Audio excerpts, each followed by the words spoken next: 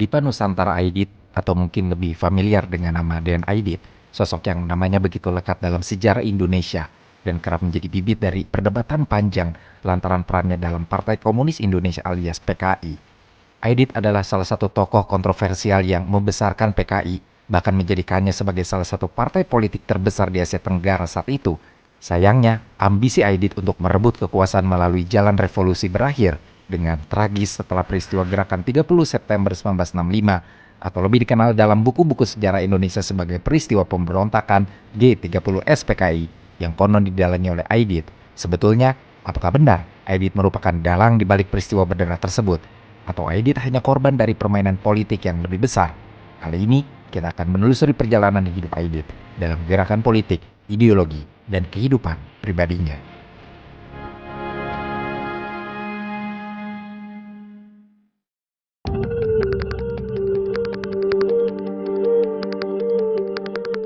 Den Aidit sebetulnya lahir dengan nama Ahmad Aidit dan akrab dipanggil Ahmad oleh orang-orang terdekatnya.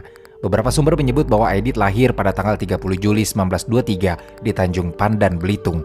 Tapi sumber lainnya ada pula yang menyebut kalau Aidit merupakan orang keturunan Belitung yang lahir di Medan.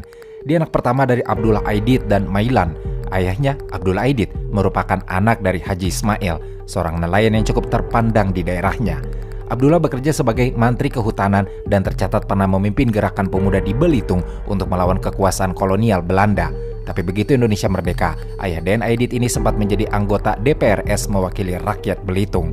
Tidak hanya itu, diketahui ayah Aidit pun pernah mendirikan sebuah perkumpulan keagamaan yang diberi nama Nurul Islam, di mana perkumpulan ini berorientasi kepada Muhammadiyah. Sementara ibunya, Mailan, diketahui berasal dari keluarga Ningrat Belitung. Mailan adalah putri dari Ki Agus Haji Abdurrahman dan Nyanyu Aminah. Kakek Aidit dari pihak ibunya, yaitu Ki Agus, dikenal sebagai peneroka atau penjelajah yang membuka wilayah-wilayah baru. Ki Agus diketahui merupakan pembuka kampung Batu Hitam yang sekaligus menjadikannya tuan atas tanah yang dibukanya tersebut. Asal-usul Aminah, nenek Aidit sendiri belum jelas, tetapi beberapa sumber menyebut kalau leluhur Aidit datang dari Nagari Maninjau, Sumatera Barat. Informasi-informasi seputar kehidupan pribadi Aidit, terutama mengenai keluarganya, terbilang sedikit sekali dan bahkan ada beberapa yang berbeda versi. Misalnya saja tentang ayah dan ibunya serta adik-adiknya. Jika merujuk pada buku matinya Aidit, Marsekal Lubang Buaya karya Rosa Mona yang terbit pada tahun 1967, disebut kalau ayahnya meninggal dunia saat Aidit masih kecil, sehingga dia dibesarkan oleh ayah tirinya. Dan konon Aidit hanya memiliki 4 adik, yang 2 diantaranya adalah adik tirinya yang berbeda ibu. Tapi, jika merujuk pada buku-buku biografi karya adik-adik Aidit, diketahui Aidit memiliki 3 adik kandung, yaitu Basri Aidit, Ibrahim Aidit, dan Murad Aidit. Dikatakan bahwa ayah Aidit kemudian menikah lagi dengan perempuan bernama Marisah yang dikaruniai 2 anak bernama Sabron Aidit dan Asahan Aidit. Menurut keterangan Murad, si bungsu dari pernikahan Abdullah dan Mailan, perpisahan kedua orang tuanya adalah karena mereka sama-sama memiliki watak yang keras, watak yang diwariskan kepada si sulung, Aidit. Sebagai anak tertua di keluarganya, Aidit menjadi sosok pelindung jika adik-adiknya diganggu dan mendapat ancaman. Dia tumbuh menjadi anak yang sangat berani, pandai bergaul, dan diketahui memiliki banyak teman. Hal inilah yang menyebabkan Aidit jarang terlihat di rumahnya sendiri. Hampir sebagian besar waktunya Aidit habiskan beraktivitas di luar. Ayahnya tidak melarang sebab memang memberikan kebebasan anak-anaknya untuk bermain, asal tidak meninggalkan tugas dan pelajaran dari sekolah. Sebagai seorang anak, Aidit mendapatkan pendidikan yang cukup baik dari orang tuanya. Dia disekolahkan di Hollands Inland Sea School atau HIS yang ada di Tanjung Pandan, lalu didukung menekuni hobinya di bidang olahraga seperti badminton, sepak bola, tinju, bahkan angkat besi. Meskipun menjalani pendidikan di sekolah Belanda dan mendapatkan kebebasan dari ayahnya, tapi karena Aidit tumbuh dan berkembang di tengah masyarakat Melayu yang sangat religius, Aidit tetap menjadi anak yang sangat agamis. Apalagi ayahnya pun memang tokoh pendidikan Islam dan merupakan pendiri Madrasah Nurul Islam di kampungnya. Maka, begitulah keseharian Aidit selama masih kecil.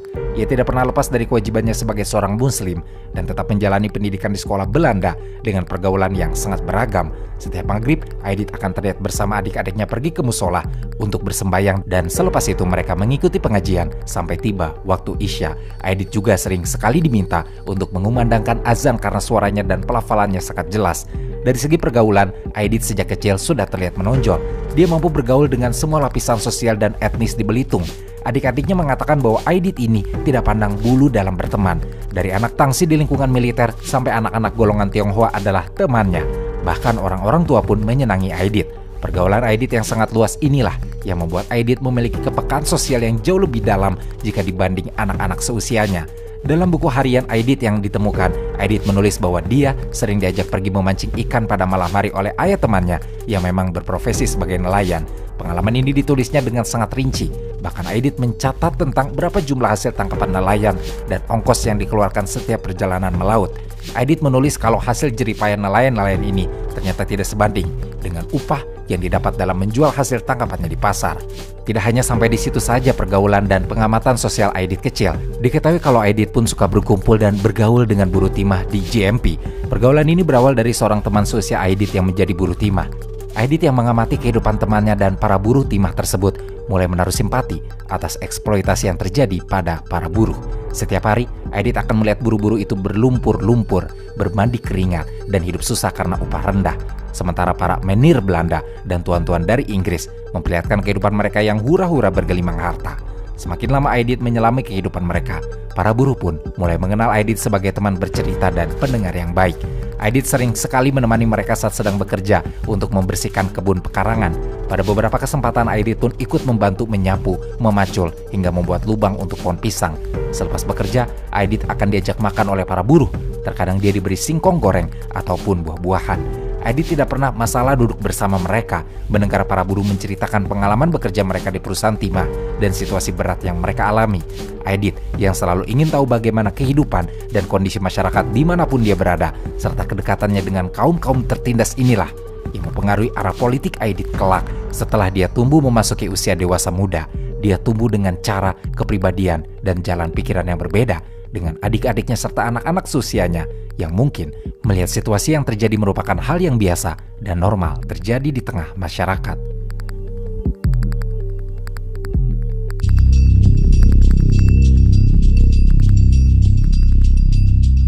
Antara tahun 1936 hingga 1938, atas permintaan Aidit sendiri kepada ayahnya setelah menamatkan pendidikannya di HIS, akhirnya Aidit pergi meninggalkan kampung halamannya, jauh menuju Pulau Jawa. Ada beragam versi untuk kemana sebenarnya Aidit menuju. Jika bersumber pada buku berjudul Matinya Aidit, Marseka Lubang Buaya karya Rosa Mona, dikatakan bahwa Aidit dititipkan oleh sang ibu pada orang Maninjau, kenalan sekampung ibunya yang telah lama merantau dan menetap di Bandung, yakni Isa Ansyari.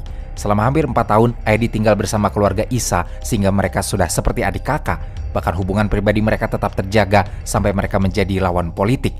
Namun jika merujuk pada buku biografi berjudul Aidit Sang Legenda yang ditulis Murad Aidit, adiknya, serta buku karya Jacques Leclerc yang berjudul Mencari Kiri, kaum revolusioner Indonesia dan revolusi mereka, disebutkan bahwa Aidit diantar pamannya ke Jakarta dan tinggal cukup lama di daerah Cempaka Putih, rumah milik teman ayahnya yang seorang mantri polisi bernama Marto. Awalnya ayah Aidit ingin menyekolahkannya di sekolah pemerintah, tapi segera kandas karena setibanya Aidit di Jakarta, ternyata waktu pendaftaran mulu telah ditutup. Aidit pada akhirnya dibebaskan oleh ayahnya untuk memilih sekolah yang dia minati. Maka, karena memang rasa cintanya pada kegiatan berdagang, Aidit menjatuhkan pilihan untuk bersekolah di Middenstand Handed School atau MHS, sebuah sekolah menengah dagang.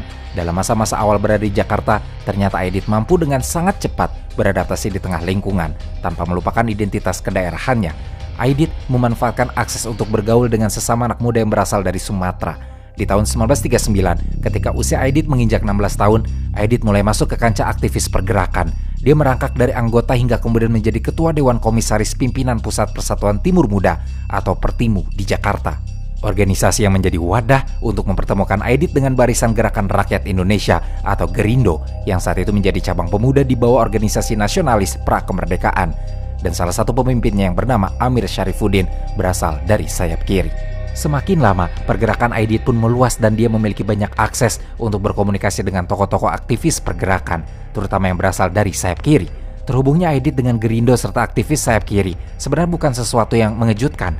Aidit sudah memperlihatkan ketertarikannya dengan pandangan kaum kiri sejak kecil, di mana sejalan dengan pola pikir serta keresahan Aidit selama dia berada di kampungnya. Aidit paham betul kalau Marxis memiliki pengaruh yang besar pada organisasi-organisasi tingkat dunia. Tapi sebenarnya, sampai Jepang merebut kekuasaan Belanda di Indonesia, Aidit tidak pernah benar-benar bersentuhan langsung dengan gagasan Marxisme. Dia hanya mengetahuinya samar-samar. Belakangan, selama masa pendudukan Jepang di Indonesia dan munculnya propaganda Jepang untuk mewujudkan sebuah Asia Raya, Ketika banyak pemuda Indonesia saat itu berbondong-bondong memperlihatkan minat mereka pada propaganda, justru Aidit memilih jalan yang lain. Aidit memilih untuk mulai mengenal lebih dalam ide-ide sayap kiri. Minatnya terhadap ide-ide Marxisme pun berkembang cepat di bawah gemblengan langsung M. Yusuf, pemimpin PKI setelah Perang Kemerdekaan. Dari M. Yusuf, kemudian Aidit meminjam buku salinan Das Kapital berbahasa Belanda. Lalu kemudian di tahun 1943, Aidit mulai terlibat bersama kelompok PKI ilegal. Menjadi aktivis pergerakan antifasis selalu memiliki banyak risiko, tidak hanya untuk diri Aidit sendiri, tetapi juga untuk keluarganya. Maka kemudian demi melindungi keluarganya, Aidit terus mengobrol dengan ayahnya melalui surat untuk melakukan pergantian nama. Rencana Aidit akan mengganti namanya menjadi Dipo Nusantara atau Dipa Nusantara yang disingkat DN dengan tetap mencantumkan nama Aidit di belakangnya. Dua adiknya, Murad dan Sobron, menceritakan bahwa ayah mereka tidak keberatan dan mengizinkan anak sulungnya itu menggunakan nama yang dipilihnya. Sobron sempat melihat surat ayahnya mengizinkan Aidit mengubah namanya. Walaupun bagi keluarga Aidit, nama adalah hal yang penting, tapi Abdullah tampaknya memahami kekhawatiran Aidit atas keselamatan keluarganya. Jadi, dia memberi izin.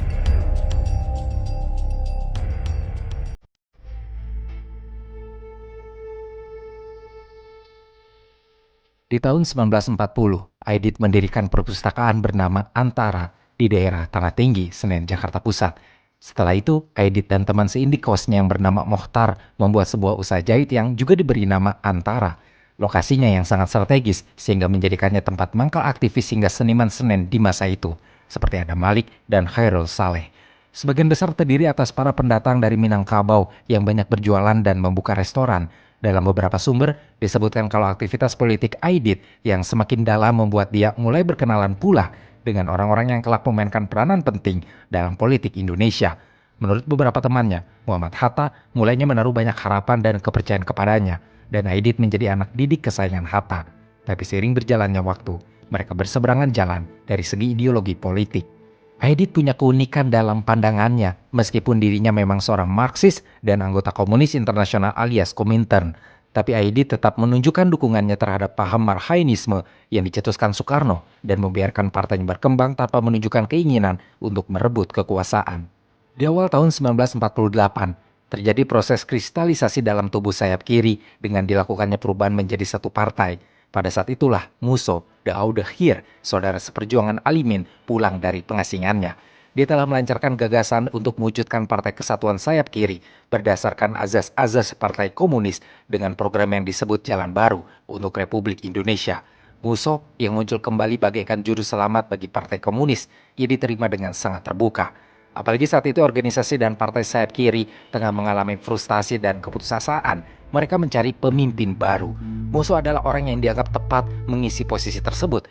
Tokoh-tokoh sayap kiri lain seperti Amir Syarifuddin, Setiajid Suripno, dan Maruto Darusman pun mengikutinya dengan penuh. Makanya, kemudian usaha Musso untuk mengadakan reorganisasi PKI relatif mudah. Faktor senioritas, kepribadian yang keras, dan suasana PKI yang saat itu memang sedang berada di kebuntuan sangat mempengaruhi mulusnya jalan Musso naik ke kursi kepemimpinan PKI. Kemudian di tanggal 27 dan 28 Agustus, diadakan konferensi PKI dan baru di tanggal 1 September, diumumkan struktur kepengurusan yang baru di PKI dengan susunan sekretaris jenderal dipimpin oleh Musso, Maruto Darusman, Tang Lidji, dan Ngadiman. Sementara saat itu Aidit secara penuh menjadi bagian dari CCPKI dengan posisi sebagai sekretariat buruh. Aidit merupakan salah satu kader yang sangat setuju adanya koreksi Musso dan bersedia menjalankannya untuk masa yang akan datang. Sebab Aidit menilai bahwa ide-ide Musso sangat sesuai dengan sikap perjuangan para pemuda saat itu yang tidak mau berkompromi dengan pihak Belanda. Kelompok Bintang Merah yang dibawahi PKI sangat giat mempropagandakan ide ini. Dan untuk lebih memantapkan ide Musso tersebut, akhirnya PKI pun berencana untuk menggelar kongres dengan meresmikan jalan baru untuk Republik Indonesia sebagai garis politik PKI. Masalahnya, belum lama Musso berada di puncak kepemimpinan partai, meletuslah konflik di Madiun.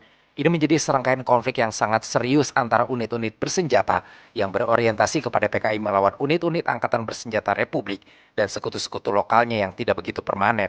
Saat itu, pemerintah pusat menilai konflik tersebut sebagai pemberontakan kaum komunis, sehingga pemimpin tertinggi PKI yang tidak lain adalah Musso harus turun tangan memimpin anggota partai di Madiun untuk menyelesaikan konflik. Sayangnya, upaya Musso gagal dan dalam beberapa minggu saja PKI dipukul mundur. Setelah peristiwa Madiun 1948, kondisi PKI menjadi hancur lebur.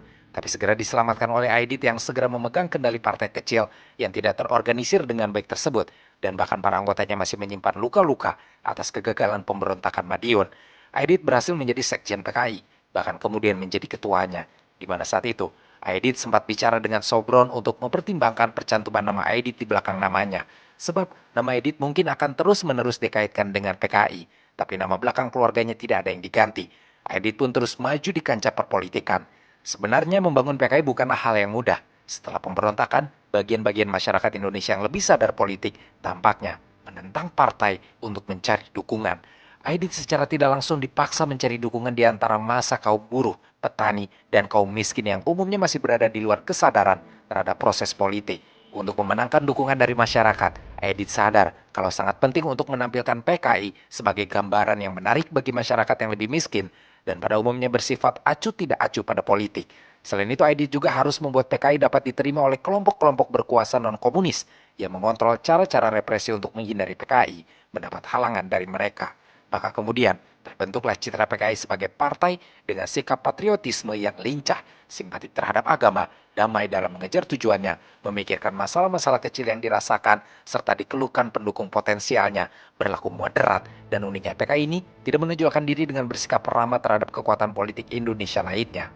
Di bawah kepemimpinan Aidit, PKI kemudian menjadi partai komunis terbesar ketiga di dunia setelah Uni Soviet dan Tiongkok. Partai ini tidak hanya menjadi alat politik, tapi menjadi alat bagi Aidit untuk membantu masyarakat, khususnya kaum-kaum tertindas. Dia mengembangkan sejumlah program untuk berbagai kelompok masyarakat, seperti misalnya Pemuda Rakyat, Gerwani, Barisan Tani Indonesia atau BTI, Lekra, dan lain-lain. Cara Aidit dalam memimpin PKI ini membuahkan hasil yang sangat manis. Dalam kampanye pemilu di tanggal 29 September 1955, Aidit dan PKI pun berhasil memperoleh banyak pengikut dan dukungan karena program-programnya untuk rakyat kecil di Indonesia. Tercatat bahwa hasil suara parlemen menunjukkan kalau secara keseluruhan, PKI menempati posisi keempat suara terbesar setelah PNI, Masyumi, dan NU. Di Jawa Tengah, PKI memperoleh suara terbesar kedua setelah PNI, sementara di Jawa Timur memperoleh suara terbesar kedua setelah NU. Perolehan suara ini terbilang merupakan pencapaian yang sangat luar biasa, apalagi jika mengingat peristiwa Madiun 1948. Langkah Aidit untuk menarik dukungan dari masyarakat miskin dinilai berhasil. Sebab jika dilihat lagi, basis pemilih PKI memang berada di daerah-daerah yang dilanda kemiskinan ekstrim, dengan pertanian yang amat mundur serta tekanan penduduk. Beberapa pengamat politik mengatakan bahwa kemenangan PKI ini pun didukung berkat tradisi yang semakin luntur, ditandai dengan hak milik tanah bersama yang makin hilang, sehingga jumlah petani yang tidak punya tanah semakin meningkat dan kesenjangan yang makin besar dalam kehidupan ekonomi desa. Kegemilangan PKI yang dipimpin Aidit membuat sebuah kedekatan dengan Presiden Soekarno. Pada akhir tahun 1960 hingga awal 1962, Presiden Soekarno berusaha memasukkan PKI ke dalam kabinet, tapi kali ini dengan semboyan Nasakom, Persatuan dari Nasionalis Agama Komunis. Memang, sepertinya Presiden Soekarno punya kepentingan khusus untuk memberikan jabatan Menteri Keuangan kepada orang komunis, sebab saat itu bidang ekonomi di Indonesia semakin merosot, dan mungkin saja dengan perhitungannya, kaum komunis bisa ikut serta memikul beban kesalahan. Tapi, tidak semudah itu upaya Soekarno terwujud, sebab pihak Angkatan Darat terus menentang keinginannya. Sampai akhirnya di bulan Maret tahun 1962, Aidit yang masih berstatus sebagai Ketua PKI dan wakilnya, yaitu M.H. Lukman, memperoleh status sebagai Menteri Kabinet. Mereka diikutsertakan dalam Badan Musyawarah Pimpinan Negara yang baru saja dibentuk untuk menyelesaikan masalah-masalah yang ada di negara bersama Presiden, para menteri, wakil menteri, pemimpin, dan wakil pemimpin 4 lembaga tinggi negara.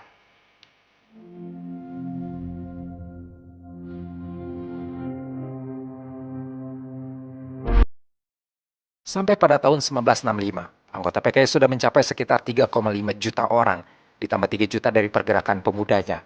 PKI juga mengontrol pergerakan serikat buruh yang mempunyai 3,5 juta anggota dan pergerakan petani yang terhimpun dalam BTI dengan jumlah anggota mencapai 9 juta orang. Belum lagi dari Gerwani, Lekra, dan kelompok akademisinya.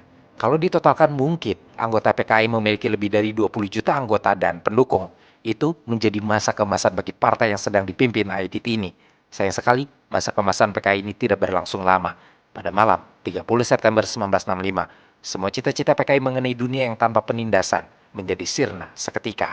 Malam itu sekitar jam 3 dini hari, tertanggal 1 Oktober di Jakarta, pasukan Cakrabirawa yang dipimpin Letkol Untung Syamsuri melakukan penculikan terhadap 6 jenderal dan seorang perwira TNI AD. Aksi ini dilakukan dengan tujuan melakukan kudeta. Mereka diculik dari rumah masing-masing dibawa ke sebuah sumur tua di wilayah Lubang Buaya. Legend Ahmad Yani, Majen MT Haryono, dan Brigjen DI Panjaitan tewas di rumah sendiri. Sementara Majen Suprapto, Majen S. Parman, dan Brigjen Sutoyo yang masih hidup ketika ditangkap, kemudian disiksa, lalu dibunuh. Namun sasaran utama mereka yaitu Menteri Koordinator Pertahanan dan Keamanan, serta Kepala Staf TNI Jenderal Abdul Haris Nasution, berhasil lolos dari upaya penculikan dengan melompati tembok menuju Taman Kudetan Irak. Justru ajudan pribadinya, yaitu Letnan 1 Pierre Tandean, ditangkap dan dikira sebagai Nasution. Selain Letnan 1 Pierre Tandean, tetangga Nasution yang seorang polisi tertembak hingga tewas, dan bahkan putri Nasution, yaitu Ade Irma Suryani Nasution, yang baru berusia 5 tahun, malam itu pun tertembak oleh kelompok penyerang dan meninggal pada tanggal 6 Oktober setelah sempat dirawat di rumah sakit. Para penculik itu kemudian membuang jenazah para jenderal, termasuk Letnan 1 Pierre Tandean, ke dalam sumur bekas di dekat Pangkalan Halim. Saat itu, pasukan Cakrabirawa yang terkenal sangat loyal dengan PKI menjadikan PKI sebagai tertuduh dalam kasus kematian 6 jenderal ini. Dan Aidit sendiri dituduh sebagai dalang peristiwa mengerikan ini.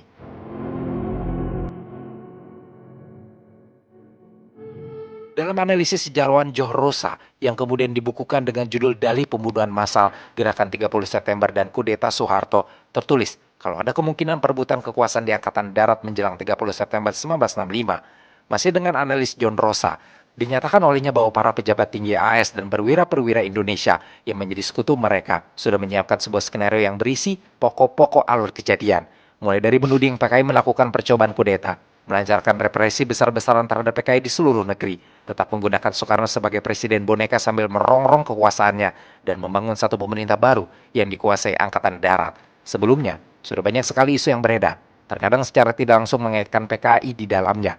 Seperti isu sakitnya Soekarno yang sejak tahun 1964 hingga menjelang peristiwa G30 SPKI diisukan sakit parah. Hal ini menimbulkan banyak sekali perdebatan dan isu perebutan kekuasaan apabila Soekarno meninggal dunia. Namun, menurut Subandrio, justru Aidit tahu betul kalau Soekarno hanya sakit ringan saja. Dan tidak mungkin Aidit menjadikannya alasan untuk mendorong PKI melakukan gerakan pemberontakan atau kudeta. Selain itu ada isu mengenai masalah tanah dan bagi hasil. Pada tahun 1960-an, Indonesia sempat mengeluarkan undang-undang baru tentang tanah atau UUPA yang bertujuan untuk mengatur kepemilikan dan penggunaan tanah secara lebih adil. Undang-undang ini dibuat setelah melakukan diskusi panjang antara pemerintah dan berbagai kelompok tani. Namun, saat diterapkan di daerah, undang-undang ini sering kali bermasalah. Banyak petani yang merasa dirugikan oleh pemilik tanah, terutama mereka yang memiliki tanah dalam jumlah besar. Konflik ini semakin memanas karena para petani merasa tidak mendapatkan keadilan yang dijanjikan di dalam UUPA. Akibatnya terjadilah berbagai kerusuhan dan bentrokan antara petani dan pemilik tanah, bahkan melibatkan aparat keamanan. Beberapa peristiwa besar terjadi di berbagai daerah, seperti di Sumatera Utara dan Klaten. Permasalahan tanah ini juga memperuncing perselisihan antara kelompok-kelompok politik di seluruh Indonesia, terutama antara PKI dan kelompok-kelompok Islam seperti NU, Persis, dan Muhammadiyah. Posisi PKI saat itu memang seolah berada di pusaran masalah yang memberatkan namanya, sehingga tidak mengherankan jika kemudian PKI dengan cepat dinyatakan sebagai satu-satunya pihak yang bertanggung jawab atas terjadinya gerakan 30 September. Pada tanggal 17 Oktober, Kolonel Sarwo Edi menggerakkan pasukan komandonya ke Jawa Tengah untuk melakukan pembersihan PKI. Gerakan ini bukan saja menguatkan protes terhadap PKI, tetapi juga melakukan pembunuhan terhadap orang-orang komunis maupun orang yang baru terduga komunis, terutama di Jawa Tengah, Jawa Timur, dan Bali. Sementara Aidit ada beberapa versi mengenai kisah kematiannya. Konon, Aidit tertangkap di Jawa Tengah saat Kolonel Sarwo Edi melakukan pembersihan, lalu dibawa oleh sebuah batalion Kostrat ke Boyolali. Atas perintah umum yang dikeluarkan Soeharto saat itu, dia dieksekusi pada tanggal 22 November tanpa dikirim ke depan pengadilan. Dalam versi ini, diceritakan kalau Aidit sempat dibawa ke dekat sebuah sumur dan disuruh berdiri di dekatnya. Aidit hanya diberikan waktu setengah jam sebelum dieksekusi. Waktu setengah jam itu digunakan oleh Aidit untuk membuat pidato yang berapi-api, yang membuat semua tentara di situ yang mendengarnya pun menjadi marah, sehingga tidak bisa lagi mengendalikan emosi lalu menembak mati Aidit. Sementara versi yang lain, dikatakan bahwa Aidit diledakkan di dalam rumah. Tempatnya ditahan. Hingga saat ini, keberadaan makamnya memang masih simpang siur dan dipertanyakan lokasi jenazahnya.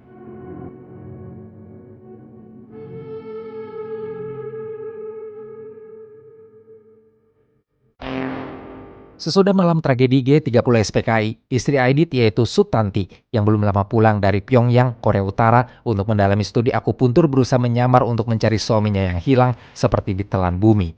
Sutanti adalah dokter ahli akupuntur pertama di Indonesia yang datang dari keluarga Ningrat Mangkunegaraan. Dia merupakan putri dari Mudigdo dan Siti Aminah. Ibunya merupakan keturunan Ningrat Minang. Dari pihak ayah, Sutanti memiliki kakek bernama Kusumo Digdo yang tidak lain adalah Bupati Tuban pertama. Sutanti menikah dengan Aidit pada awal tahun 1948 di rumah Kiai Haji Raden Dasuki, sesepuh PKI Solo, yang bertindak sebagai penghulu. Dari pernikahan tersebut, mereka dikaruniai 5 orang anak, terdiri dari 3 anak laki-laki dan 2 perempuan. Sutanti bercerita kalau di malam tragedi 30S yang menjadi malam terakhirnya bertemu Aidit, mereka sempat berdebat ketika Aidit dijemput oleh orang-orang berseragam militer warna biru di kediaman mereka. Sutanti melarang suaminya untuk tidak berangkat, tetapi Aidit tetap pergi setelah mencium kening istrinya itu dan berpesan agar mengunci pagar. Tentang kemana Aidit pergi malam itu dan apa yang dia lakukan, tidak pernah ada yang tahu pasti.